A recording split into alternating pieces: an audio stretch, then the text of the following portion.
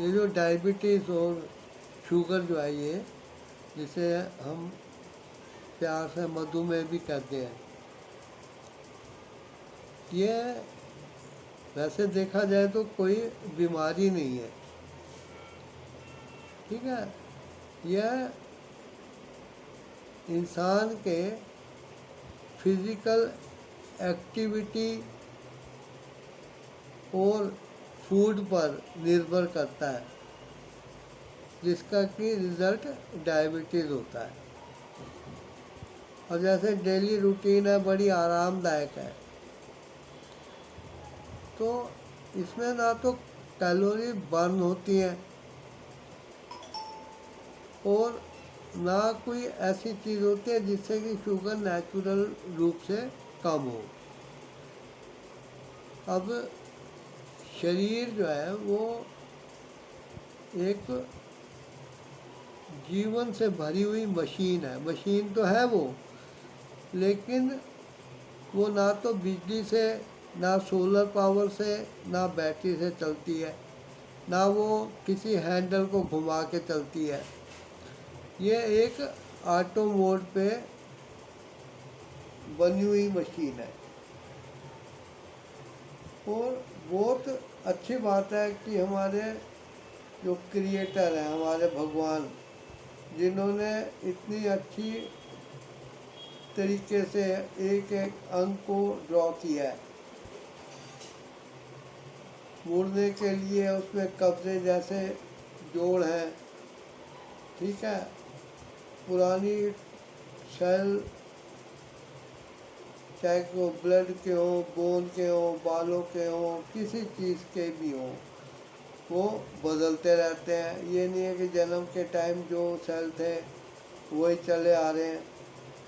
तो इससे टूट फूट जो होती है वो होती रहती है। और डेड सेल और चोट के बाद जो ब्लड का थक्का या खरंड जम जाता है, उसको देखिए ना, वो एक टाइम पे अपने आप उखड़ के गिर जाता है, क्योंकि उसकी जगह नई चमड़ी, नए सेल आ जाते हैं।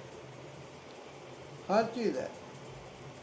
अब शुगर के लिए जो भगवान ने हमारा खाना पीना बनाया, उन्होंने तो देखा कि इंसान को एनर्जी की ज़रूरत पड़ती है हर काम में, तो वो एनर्जी उसको खाने पीने से मिले, इसलिए उनको पता था कि अनाज का ज़्यादा सेवन किया जाएगा। तो अनाज में उन्होंने ज़्यादा कार्बोहाइड्रेट, स्टार्च वाला डाला, और फिर कुछ ऐसे पित्त वाला और दूसरे हार्मोन सीक्रेशन पैदा किए, जिनके एक्शन रिएक्शन से कार्बोहाइड्रेट, स्टार्च वाला जो है वो बाद में एक्शन रिएक्शन के कारण शुगर में बदल जाता है। और शुगर जो है वो इंसुलिन के धक्के देने से सेल के अंदर एनर्जी के लिए जाती है और जलती है, जिससे ताकत पैदा होती है, एनर्जी। लेकिन उन्होंने ये भी सोचा था कि ये जो है, मैं जो पैकेज बना रहा हूँ पूरा दुनिया का, ये कितने करोड़ साल तक चलता रहेगा। अभी आप खुद देखते हैं प्रकृति में, चाहे पेड़ हो, पहाड़ हो, नदियाँ हो, कोई भी चीज़ हो, इंसान हो, जानवर हो, यहाँ तक कि सभ्यताएं भी आती जाती रहती हैं।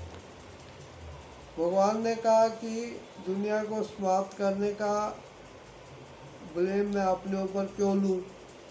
तो उन्होंने आदमी की बुद्धि को विकसित करना शुरू किया, और उन्होंने नेगेटिव और पॉजिटिव दो किस्म के विचार दिमाग में डाले। और जिन लोगों को उन्होंने वैज्ञानिक दिमाग शक्तियाँ दी, सोचने की ताकत दी, उनके दिमाग में पॉजिटिव और नेगेटिव के रिएक्शन में कुछ वैज्ञानिक तो पॉजिटिव थिंकर थे, उन्होंने दुनिया को विकास करने के लिए बहुत कुछ दिया है। यहाँ तक कि न्यूटन ने सेब को गिरते हुए देखा तो उन्होंने एक रूल बताया दुनिया को। ऐसे ही आर्किमिडीज ने टब में भरा पानी इंसान के अंदर घुसते जो पानी बाहर गिरा, उससे विचार पैदा किया कि शरीर के भार के बराबर पानी बाहर चले गए। और कुछ लोग ऐसे थे जिन्होंने एटम बम वाला बम बनाए हैं, मिसाइलें बनाई हैं, ड्रोन बनाए हैं। अब ड्रोन है वो बुरे भी हैं अच्छे भी हैं। इनको हम आजकल जो दुनिया में युद्ध चल रहे हैं, जैसे रूस और यूक्रेन का और इजराइल और हमास का, उसमें ईरान, तुर्की, नॉर्थ कोरिया इत्यादि के बनाए हुए ड्रोन जो हैं उनको देख रहे हैं कि वो कैसे युद्ध में हवाई जहाज़ों के बम गिराने जैसे काम कर रहे हैं। तो ऐसे ही शुगर के बारे में हम हेल्थ की बात करते हैं, बाकी छोड़कर वो आप आइडिया लगा सकते हैं कि क्या क्या हो रहा है दुनिया में और कैसे विनाश की तरफ जा रहे हैं। ऐसी नेगेटिव और पॉजिटिव विचार हर आदमी के दिमाग में है। अब जब इंसान को पता लग गया कि जितना खाना उसके बराबर एक्शन रिएक्शन से शुगर, और इंसुलिन के इंजेक्शन लेके और टेबलेट्स खा के शुगर कम करने की जगह यदि उसे खाना ही कम किया जाए तो शुगर कम बनेगी। और खाना कौन सा? जो अनाज है, चावल, गेहूँ, जिसे प्यार से उर्दू में गंदम कहते हैं, और बाजरा, ज्वार इत्यादि। कोई भी अनाज ऐसा नहीं है जिसमें शुगर बनने के लिए कार्बोहाइड्रेट ना हो। लेकिन कार्बोहाइड्रेट भी हर चीज़ में एक जैसा नहीं है। भगवान ने कुछ कम कार्बोहाइड्रेट वाले अनाज बनाए हैं, मिलेट बनाए हैं, जिनसे शुगर कम बनती है, और कुछ ज़्यादा। लेकिन इंसान उन अनाजों को खाता है जो कि उसके अंदर शुगर को ज़्यादा बनाते हैं।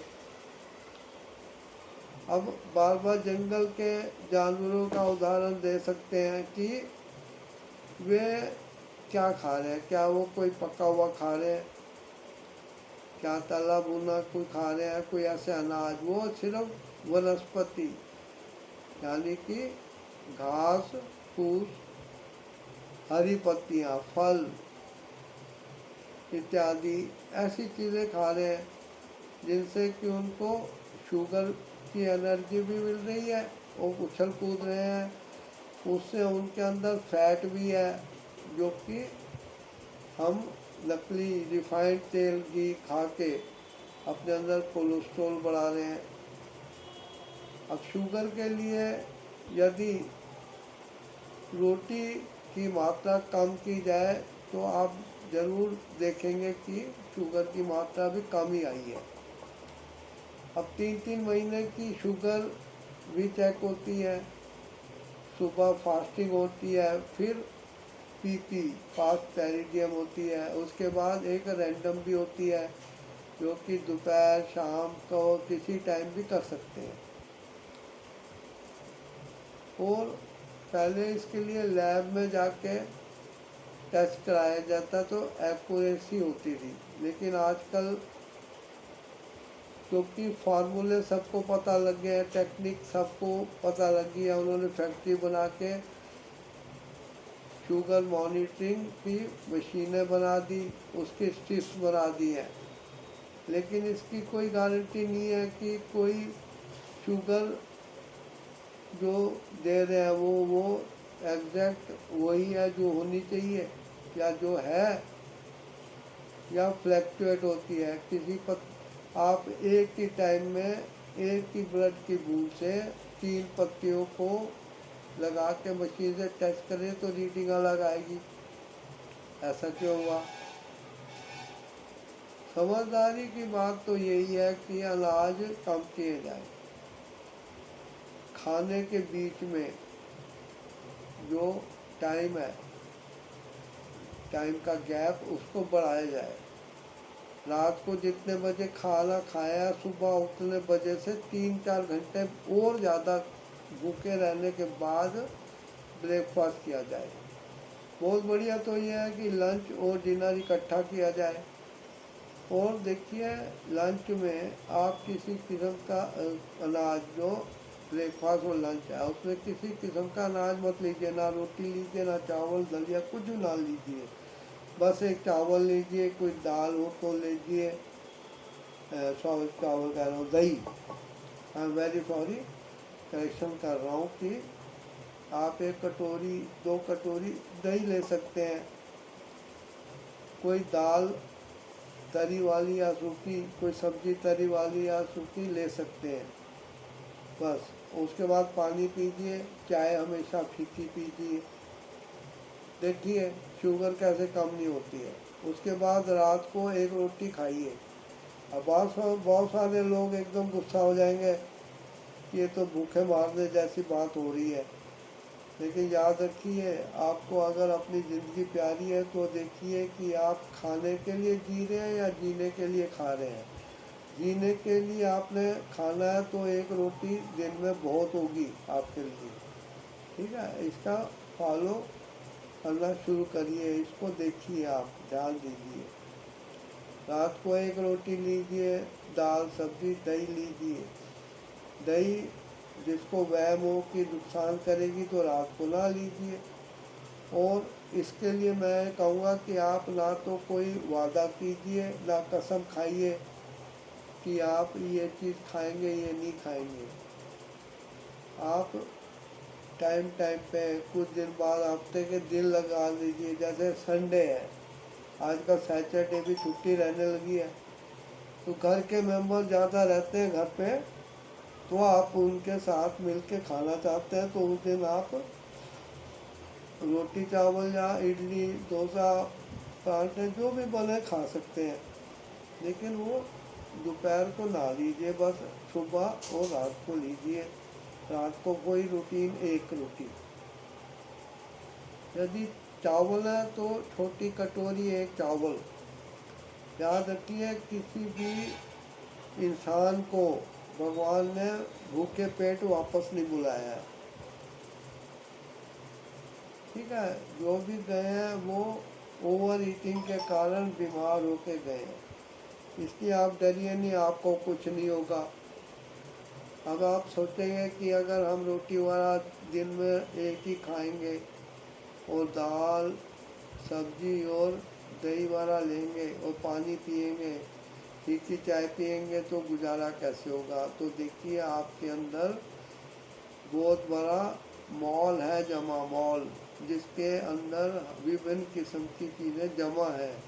आपके लीवर ने पहले ही अपनी ड्यूटी समझ के हर चीज़ को अंदर स्टोर कर रखा है।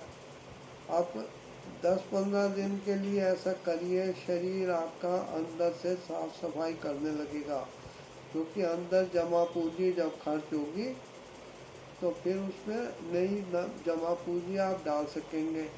ये तो पुराने वाले पैसे जो है ना, वो नोट, वो कई बार नोटबंदी के कारण चलन में नहीं रहते हैं, और वो कोलेस्ट्रॉल के रूप में, शुगर के रूप में और दूसरी टॉक्सिक मैटर के रूप में आपके शरीर में जमा रहेंगे। आप एक बार इसको करिए और देखिए, आपकी sugar, blood pressure, blockage, heart की प्रॉब्लम, फोड़े फुंसी, रैशेज, स्किन डिजीज़, ना ही गिनिए किसी बीमारी को। देखिए पूरा शरीर जो है आपका फिर रिपेयर हो जाएगा, क्योंकि जो आप डेली रूटीन में खा रहे हैं उससे जो रस ब्लड में मिल रहा है वो ब्लड हर सेल को दे रहा है, तो सेल भी उसी रस से खराब बनते हैं। एक फोड़ा है उसमें सेल भी फोड़े वाले ही बनते रहते हैं। आप उस रस को बदलने के लिए कच्ची सब्जियां जो सलाद में खाई जा सकती हैं, या जैसे मैंने बताया वैसे खाना शुरू कर दीजिए। इससे आपके अंदर टॉक्सिक्स जो रसायन है, केमिकल है, रस है, वो बनने बंद हो जाएंगे, और ब्लड में जो खटास, कड़वापन और जो दूसरी चीज़ें वो मूत्र के रास्ते निकलती रहेंगी और ब्लड शुद्ध हो जाएगा, और शुद्ध बना हुआ नए किस्म का बिना शुगर का रस जो है आपके ब्लड में मिलेगा, तो वो सेल को मिलने के बाद नए तंदुरुस्त हेल्दी सेल बनेंगे, और वो पुराने सेल का जब ताल लेंगे तो पुराने थोड़े फुंसियों वाले सेल और दूसरे जो चीज़ें हैं वो सेल सब खत्म हो जाएंगे। शुगर जो ब्लड में मिल के घूमती रहती है चाशनी की तरह, वो धीरे धीरे पानी में घुल के मूत्र के रास्ते बाहर निकलती रहेगी, तो शुगर भी कम हो जाएगी। जिनके शुगर के जख्म भरने में प्रॉब्लम हो रही है, चाहे 20 साल हो गए हो, वो भी देखेंगे कि धीरे धीरे उनका घाव सूखने लगा है और नई चमड़ी आने लगी है, पुरानी चमड़ी अपनी जगह छोड़ रही है। थैंक्स। इस चैनल आर्ट ऑफ हेल्थ 01 को सब्सक्राइब कर दीजिएगा, वीडियो को लाइक करिए, शेयर और कमेंट जरूर करिए। Thanks for watching.